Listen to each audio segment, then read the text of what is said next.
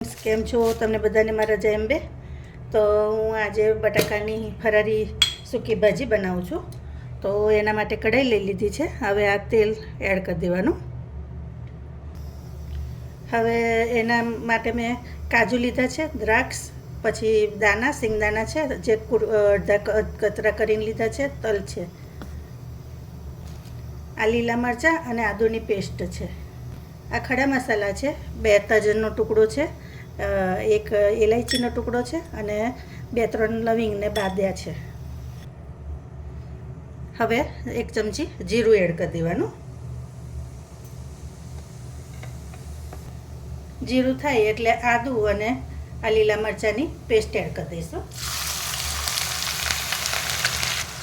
એ થાય એટલે આ તજ લવિંગ બાદ્યા એડ કર્યા છે અને જોડે આ સિંગદાણા એડ કરી દઈશું પહેલાં। આ બધું સેટ થવા દેવાનું। આ થાય એટલે આપણે આ તલ, દ્રાક્ષ અને કાજુ એડ કરી દઈશું।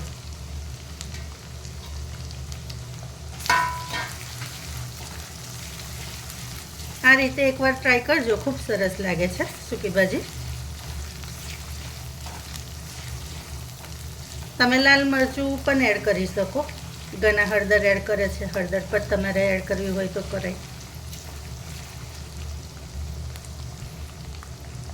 આ જીરુંનો પાવડર છે થોડુંક, એ એડ કરી દઈશ અને થોડુંક લાલ મરચું એડ કરીશ જે તીખું છે।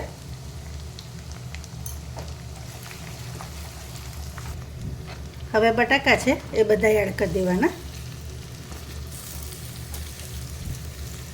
અને 2 બટાકા આવી રીતે મેં સ્મેશ કરી લીધા છે, તો એ પણ એડ કરી દેવાના। એનાથી શું થશે, થોડુંક ઘટ્ટું એમ બટાકા કોરા કોરા નહીં લાગે, એની પર થોડુંક કોટ થશે ને તો વધારે ટેસ્ટમાં સારું લાગશે। આ 1 ચમચી સિંધવ મીઠું છે જે થોડુંક કામ કરીને એડ કરું છું અને ઉપર થોડુંક એડ કરીશ, તમે તમારા ટેસ્ટ પ્રમાણે એડ કરજો।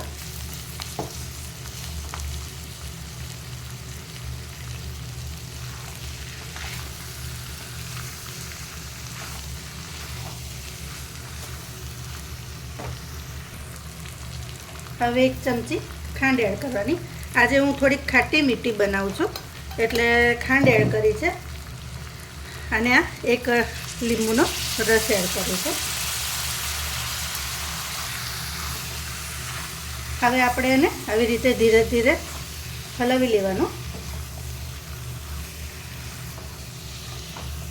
તો તમે જુઓ આખો કલર જ અલગ લાગે છે જો સૂકી ભાજીનો।